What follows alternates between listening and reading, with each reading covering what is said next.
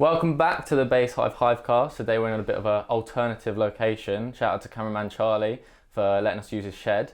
We're down in Kent and I'm interviewing the amazing Shapes. Big up! Welcome. Yeah. Thank you for doing this. It was a bit of an impromptu thing. Yeah, any excuse to get out of the house, really. I want to thank you for getting me out of the house because I haven't really been out of the house. What have the last few weeks sort of been like for you as things have begun to ease open? Have you made your way to the beer gardens yet? I went to the barbers today. Oh, it's not really fair, is it? Because I've had two things filmed this week and I didn't think to shave or get trimmed either. No, you're still looking like you've got a nice trim going on. It's because it's not growing back as fast as it used to. It's fine. Yeah, last few weeks have been, much more optimism, isn't there, around in the air at the moment, like, with bookings slowly starting to come in and, festivals starting to get excited because they might be happening. So fingers crossed. Fingers crossed. So there's more optimism and I'm loving it. Great. Yeah. So I just want to take it all the way back. And just for anyone who, for some reason, hasn't heard of you, it's a lot of people. Who is Shapes and where'd you come from? What'd you do? My name is Shapes. Shapes, though, right at the beginning used to be a duo, and now it is just me because the other guy in the duo left. What is it, like 3 years ago now? 2 years ago? It was quite a long time ago. Somewhere. But yeah, over the last couple of years, I've just been carrying on making bass music. I produce a lot for MCs and rappers and singers and stuff as well. So yeah, really, I'm just trying to make as much music as possible. So if someone's heard of me, it's probably because of that. Yeah, it's hard to say because people say, when I said to my mum I'm interviewing Shapes, and she says, who's Shapes? And I said, well, he's a bass producer, but he's also a drum and bass producer, and he's also made and he's done this and that. So he's got a jack of all trades in that sort of sense. Jack of all trades vibes. But I suppose my main sort of mantra is I just want to make what I like. Yeah. And I like all of those genres that you just mentioned. So if we take it back right to the beginning, what's your first sort of introduction to music? So I was... growing up, I grew up around a lot of music because my parents are both massively into their music, but had hugely different sort of music tastes. My mum would listen to a lot of 80s soul and even some reggae stuff, a lot of R&B, and then my dad would listen to like Fleetwood Mac and Simply Red, and do you know what I mean? So I had a very strange sort of musical upbringing in the house. But then I've also got brothers and sisters who listen to garage and grime, and that's really where I got my introduction into bass music, really. So do you remember that first introduction, the first time you heard garage or grime or something? But the first garage tune that I heard that I fell in love with, I must have been maybe 12 or 13, and it was, don't laugh, it was Gotta Get Through This by Daniel Bedingfield, a classic, which is an absolute banger still to this day. Of course. But it was the synths in that tune, the dun dun dun, like I just couldn't get enough of it. And I think that's my love of garage sort of started there. And then from there I discovered grime, and through grime discovered dubstep, and then I was well into it. Yeah. Like I tried to make dubstep when I was like 18 and it was terrible. So I stopped producing until I was 25. Oh right, okay. So there was a big pause in that. Is that because of the kind of the demotivation of trying to make something that I think it's because I started like trying to make music and realised I was terrible at it, and then stopped trying to make music. I think that's a big part of it. But also, I got myself into radio pretty early on in my career, and I joined a local radio station, community radio station down in Folkestone. Big up Academy FM every time, and I wanted to be a radio DJ. So I looked up to people like Zane Lowe and like Mr. Jam and those types of guys who didn't make music. I know Mr. Jam makes music now and Zane Lowe has released the occasional track, but I wanted to be a radio DJ, so producing never really came into my head until I met Liam and started Shapes, and I decided to give it another go, and here I am. That was years down the line. I mean, you definitely got the voice for radio presenting. Cheers, thanks for noticing. I've worked on this voice all on myself. But so then you tried this initial trying to produce dubstep back in the day. Yeah. Went away from that Yeah. and then came back when you met Liam. Yeah. What sort of like re-sparked the interest in producing? I think because when it became clear that people were liking our DJ sets, we were going around the country. We were in this incredible position where we just put a few videos of us DJing on the internet, and then we were getting booked to go and DJ in places, which was just incredible. And when that started to happen, I think we were both like, all right, let's try and take this a bit further and learn how to make our own tunes. We started off just making bootlegs and stuff, like it wasn't anything serious. And then we got signed by a talent agency, like our agent came in and he said, yeah, you've got to start learning how to make music. And so I did. Liam didn't learn how to do the music stuff. I said I would take that on. And yeah, and so I did, and I just loved it. There's nothing better than making a tune and then going out and playing it at a rave. Like, so you were signed to this agency before you were even producing? Yeah, on the off the strength of DJing, your DJing. off the back so of the how DJing. did that start then? Well, it was. Do you remember the Gas Mini Mix videos that we did? That's right? on my notes. Yeah. Okay. So yeah, the Gas Mini Mix videos were like that was how we started. That was like what we did. That's what people knew us for a very long time. Where we would just, for anybody that hasn't seen a Gas Mini Mix video, it's just 5 minutes of me and Liam mixing across 4 decks, but it's both of our hands on the mixer at the same time. It's controlled chaos, and it sounds amazing. Yeah, it's not controlled as much, but it's just chaos. I agree with chaos. And we used to try and get through 20 tunes in the 5 minutes that we gave ourselves on these Gas Mini Mixes, and it was all organic. We filmed it all so people could see what we were doing. And they really took off. Like, a couple of them got like millions of views on Facebook and stuff. So yeah, it was kind of from there that it went really. I loved doing those Gas Mini Mixes, and yeah, if I had an extra 2 hands, I'd probably still be doing them now. But you did do Gas FM for a bit. Yeah. The thing with Gas FM is that it kind of started right before lockdown, and then it was building up, and lockdown happened, and I assume you couldn't get back in the studio. No. Yeah, see, the studio that I do the Gas FM in, I am bringing that back. It's not dead. Good. Like, Gas FM is happening, but the studio that I record Gas FM in is literally in my friend's house. So obviously I couldn't go around there and say, you know, that it's because it's his house and his wife lives there. So I'm not going to be like just turning up with potential COVID to his house. So yeah, when lockdown happened, we had to just basically like take a break from it. But yeah, I am going to get back to Gas FM in the next few weeks. That's good. So then we move forward again, back to producing, you and Liam. Yeah. When's the first sort of time that you're releasing stuff and feeling like this is actually starting to go somewhere? I would say the first time that I really thought that I could make something out of the music that I'm making rather than the DJ sets was when we had the opportunity to do the collab with dubbleT, which was huge for us at that point. dubbleT, obviously a massive hero of mine. You know, when I said earlier that I got into dubstep, it was Circus Records and all of that dubstep that dubbleT, Flux Pavilion and Funk Case and Cookie Monster and all of those guys were so influential.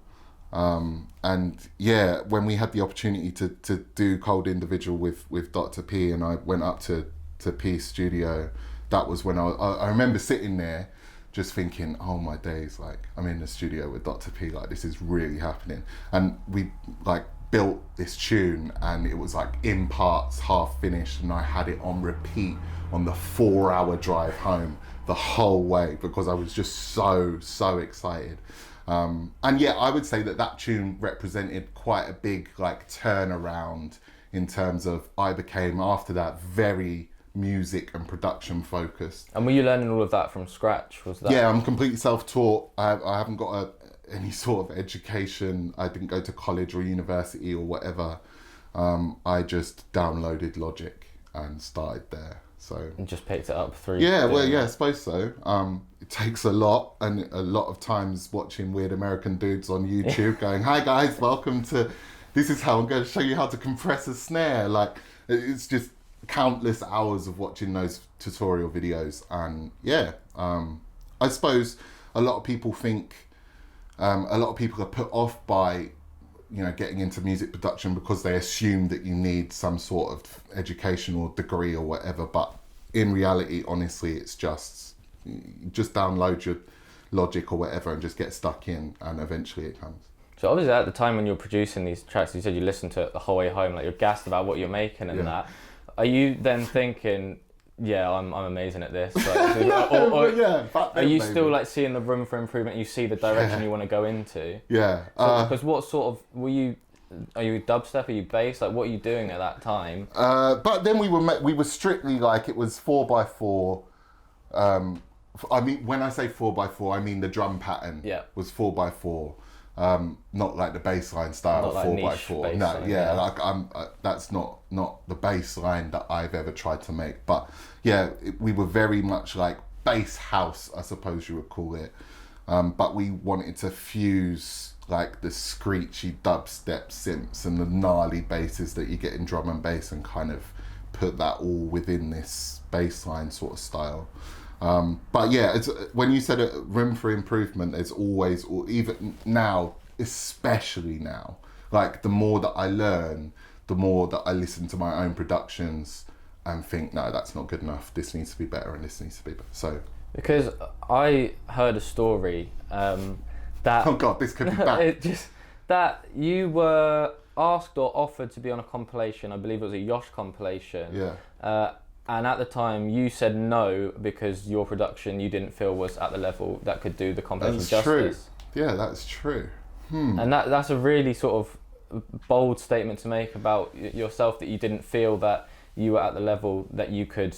I've done that a few times throughout my career. I feel like that level of sort of self-criticism, although if you do it too much, it can become quite unhealthy. But at the same time, it's always helped me kind of keep my feet on the floor and realise, I'm not like a superstar. Like everything I'm making isn't amazing. Like, and I was always very conscious of not getting too carried away and trying to. Although, let me tell you, sometimes I got carried away, right? But yeah, sometimes you just had to rein it in and think, oh, actually, it was that Yosh compilation. I remember someone said about doing a D&B tune or something, and I was kind of beginning to produce drum and bass by that point, but I remember thinking, no, I can't make anything that is good enough to be released yet, so I turned it down. And then is it just a case of constant self-evaluation and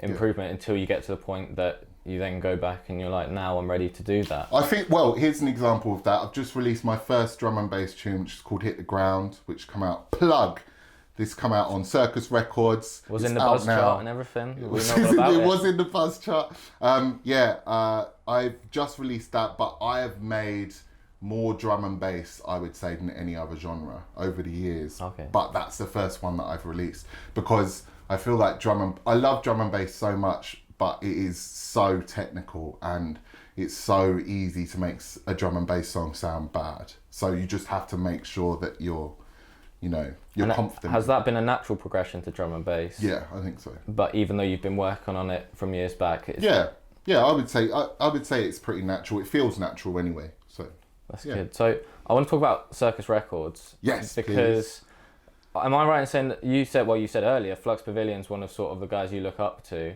Massively, yeah. Flux and Dr. P. And them being on their label on Circus Records must be a bit surreal. Yeah, it's mad. What was the first single on the label? Oh my god, what was the first single I released on Circus? I'm looking at my girlfriend. The only one that's at the in moment. my head now is Our Time, and that's only because I was listening to it on the way. No, Our Time wasn't the first one. What was the first tune I released on Circus? I think it was Cold Individual, I think Cold Individual with Dr. P was the first one. Before that, I'd done a couple on Bingo Bass, which is the DJ Zink's label.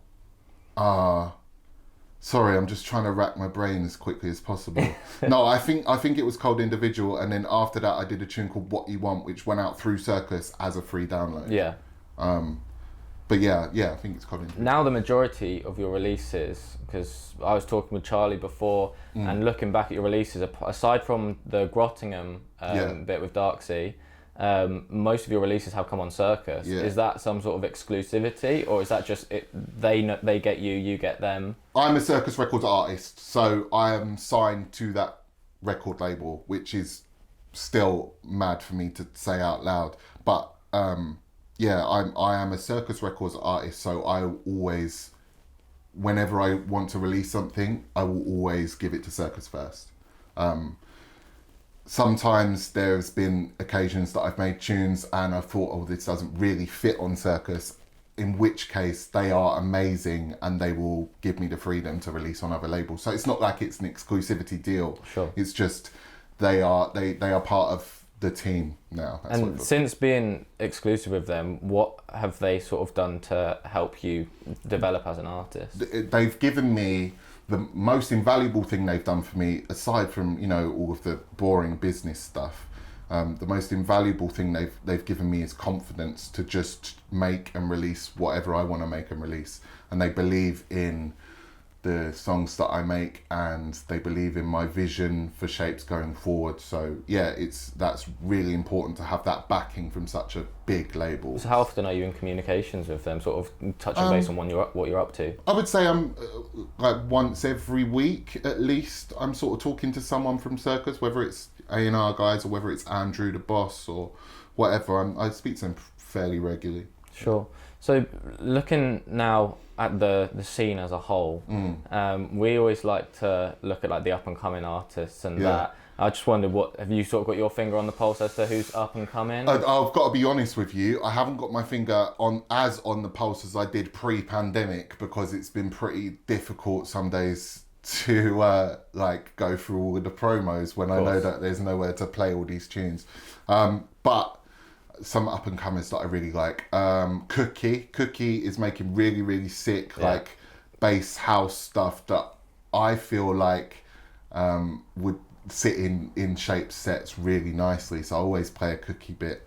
Have you heard The Way by him? Yeah, I could imagine that fitting right in. Yeah. So you know the kind of stuff that I play, and that he's very sick. There's a guy called Sam Stone as well. Yeah, he's silly good. Yeah, he's really sick. He was it an EP he's just dropped on Crewcast? No, not Crewcast. He did a 440 EP and he did a self-released EP as well. Oh, okay, yeah. Well, I mean, yeah, he's really sick.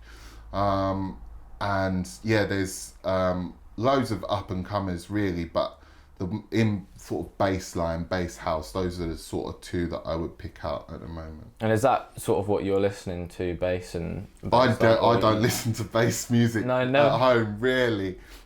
Like if we're like, I don't know, getting in the mood to go out or something, like I might chuck some drum and bass on or some bass line or whatever. But actually, I listen to like weird stuff at home, mostly hip hop to be fair, but. So is most of what you hear from actually going out and being sent tunes from other people? I like to discover the music that ends up in my sets in a rave. Sure, like because that's where it's intended, isn't it? Yeah, exactly. So it's very different. You know, hearing the promo when you get sent it and you're just going through your emails or whatever, to then being in a rave and seeing what the tune does to a dance floor. So. What do you kind of think of the evolution of the bass sound? Because you said from early that you were taking the sounds of dubstep and drum and bass and fusing them together. Trying to. And, trying to well, I'd say. From my point of view anyway. But you never really made like the sort of niche old school bassline sound, and how much it's developed now that there's sort of the question, is it bassline, is it UK? It's not the same genre anymore. Exactly. For me. Like I've got nothing but respect for all of those guys from the original bassline scene. Because they laid the foundations for something like this to like come out of that.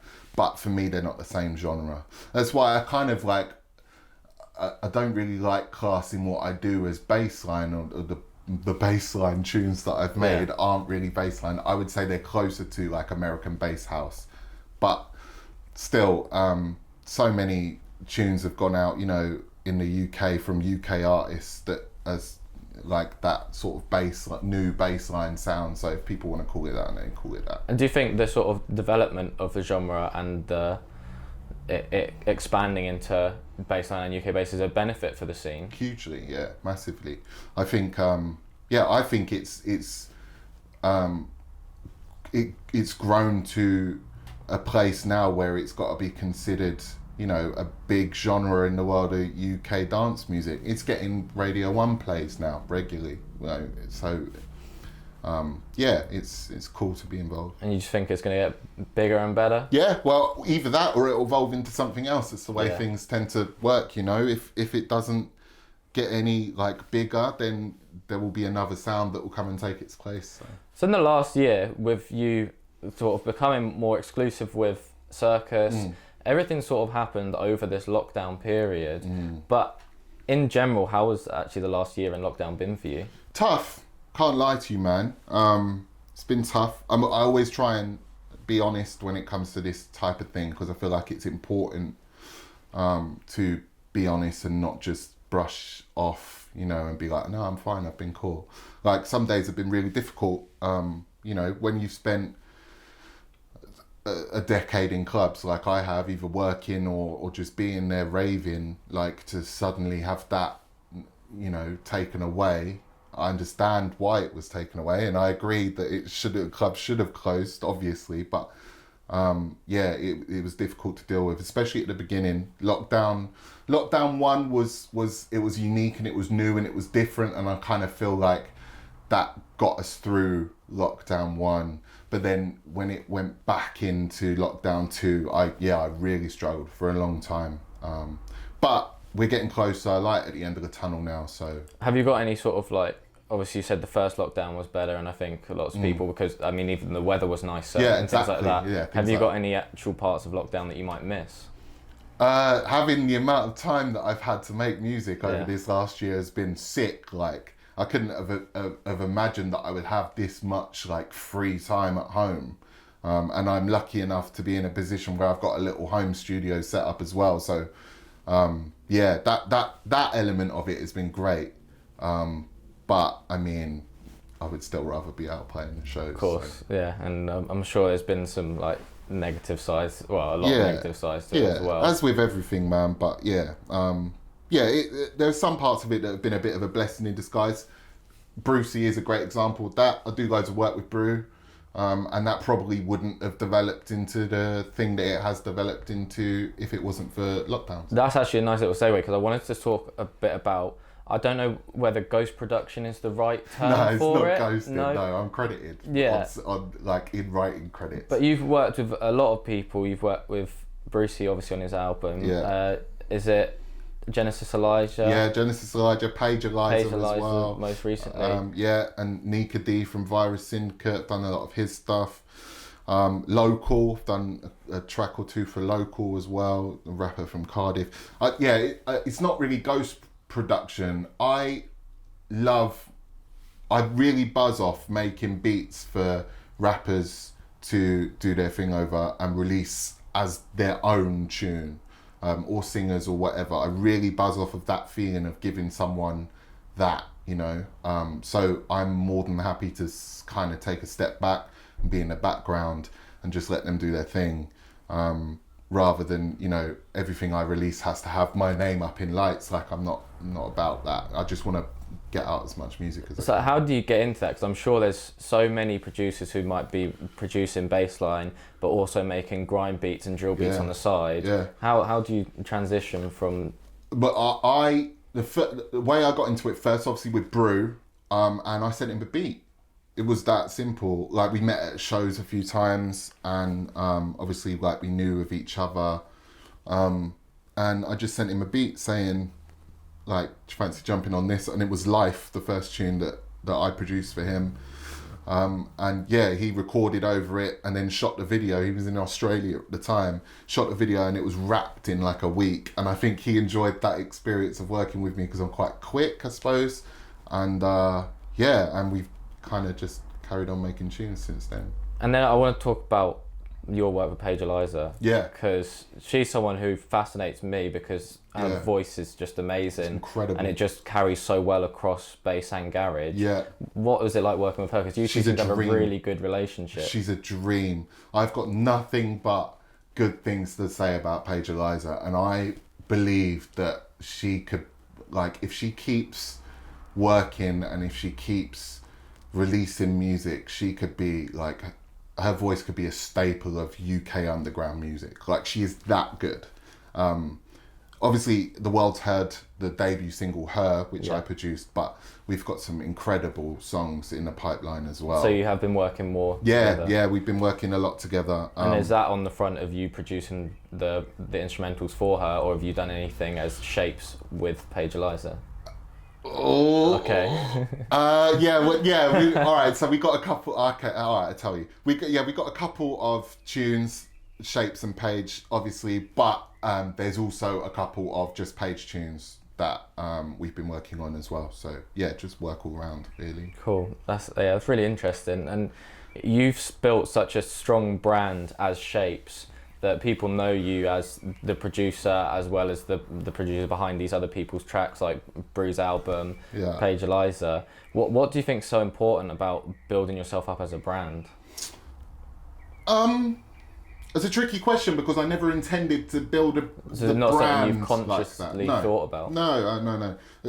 I haven't really thought like, oh, I'm going to start producing for everyone else and turn into DJ Khaled. Like, that's not necessarily my thought process. It's just, it started off as innocently as I just want to make music for people and with people.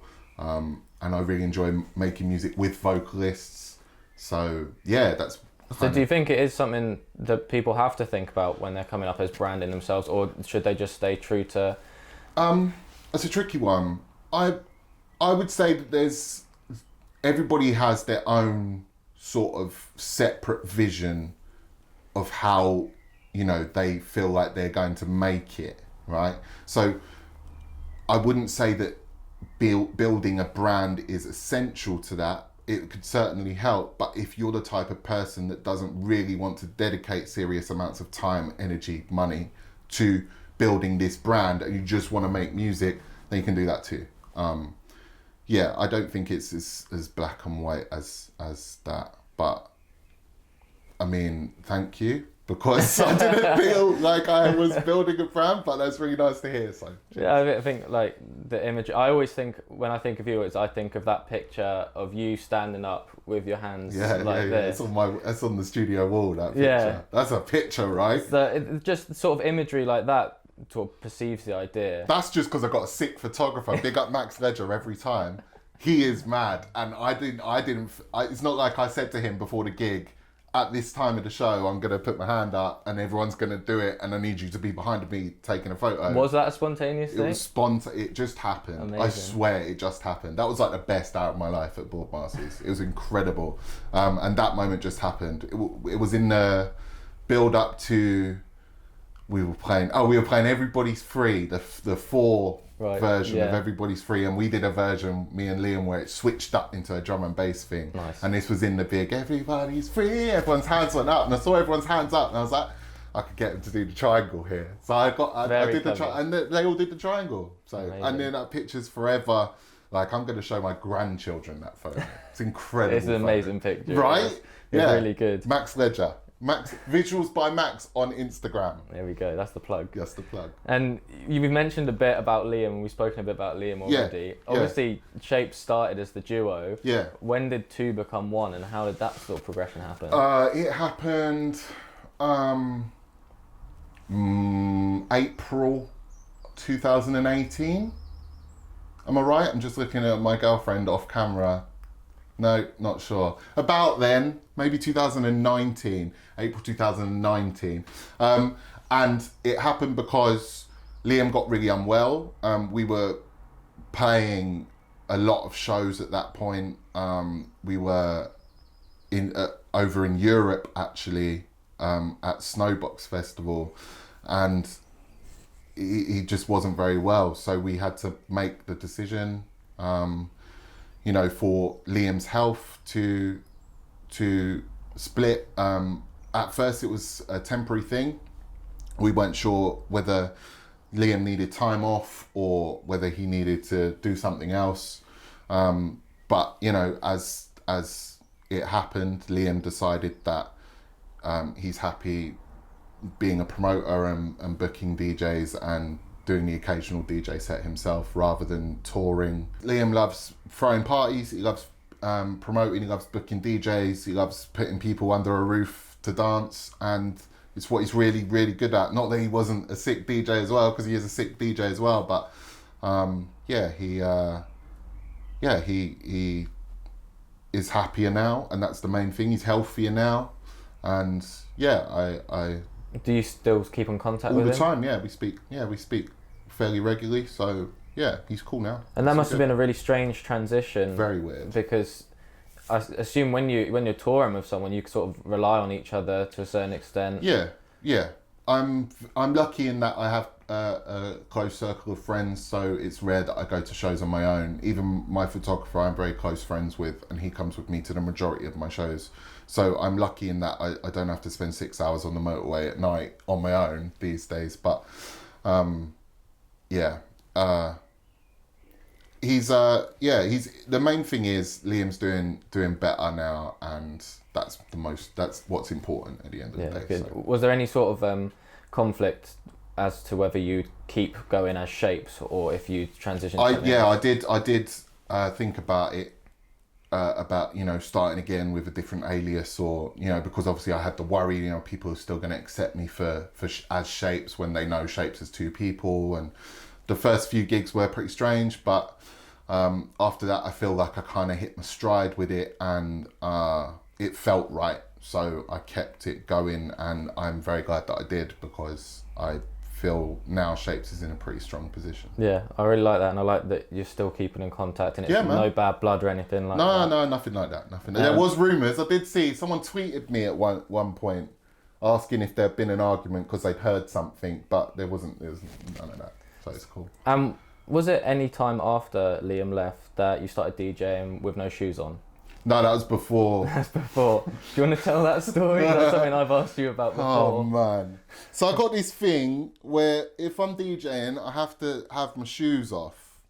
So I DJ in my socks, and it doesn't really matter where I am or where I'm playing. I'm in my socks if I'm DJing. And how did that start? So, alright, so I'm really superstitious, like, as a person. Mm-hmm. So this is one, I can't believe I'm about to say this on camera.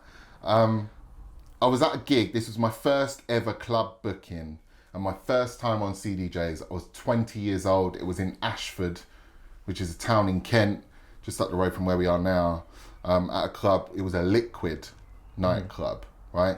And the night was a bass music night, and I at that point was doing my little radio show on Academy FM in Folkestone, and I got booked as Craig Hayward from Academy FM. So I went up there, and I was extremely nervous for my first time on CDJs. Like, I'd used turntables a little bit, mostly used like digital, like I had a controller, a tractor controller thing.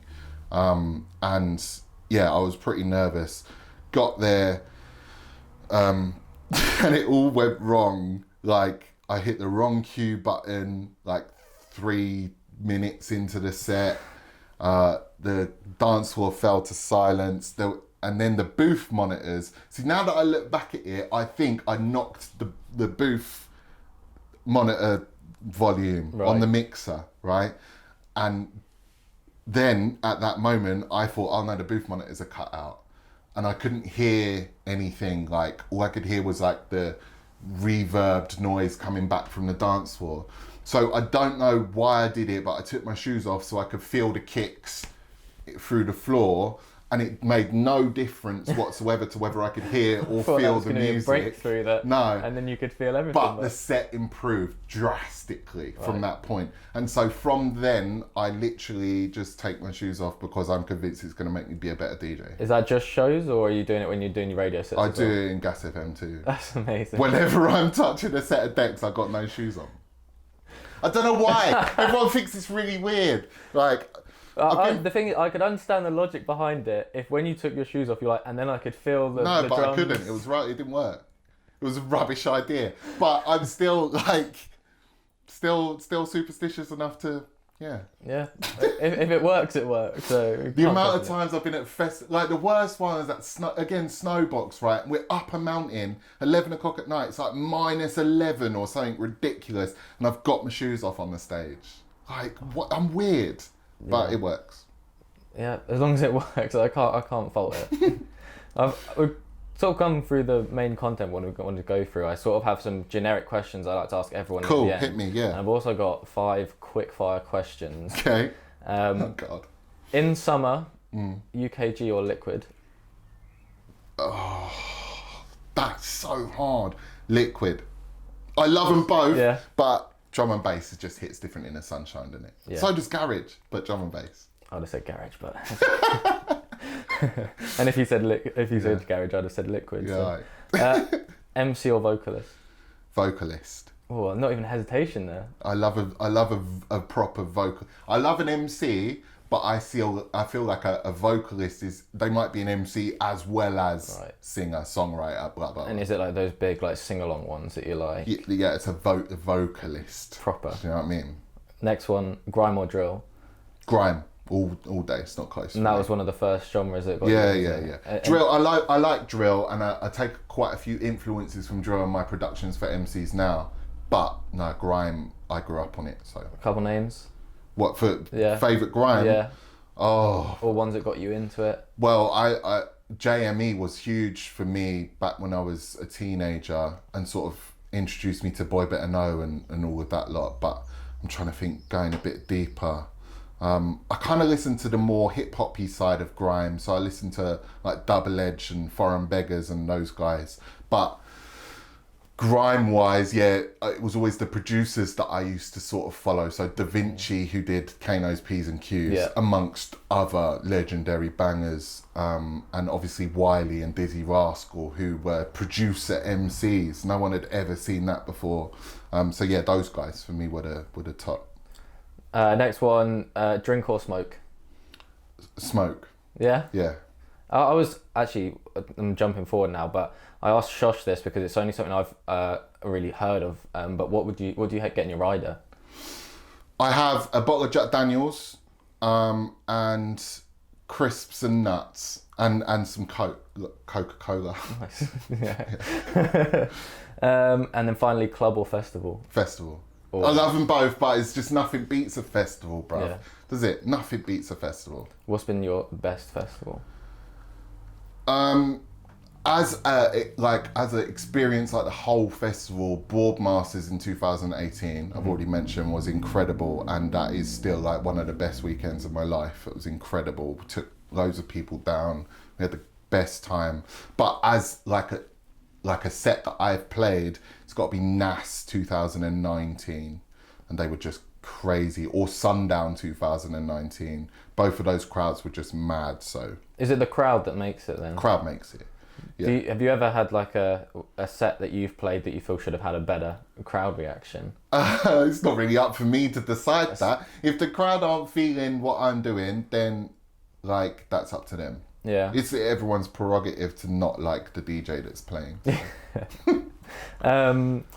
For June 21st, if you're putting on a festival... 21st of June. If you're putting on a festival, who's on your lineup? Everybody. Everyone. And anybody. Anyone who wants it. Literally everyone. I don't care. The festival will be a year long. Just everyone plays a set at my festival. That's why I would be a terrible festival promoter. That's why they leave the promotion to Liam. I know. I'm on the phone to him like, I've got this idea. Everyone plays. No, it wouldn't really work. I couldn't really name names right now. To be fair, anyone and everyone. I would watch like anybody play a festival set right now. Yeah. Have you got any festivals or just cities and places you want to tick off a bucket list? In terms of playing at? Yeah, the big international ones like the Rampage and the Coachellas and stuff. I mean, that's like pie in the sky sort of stuff.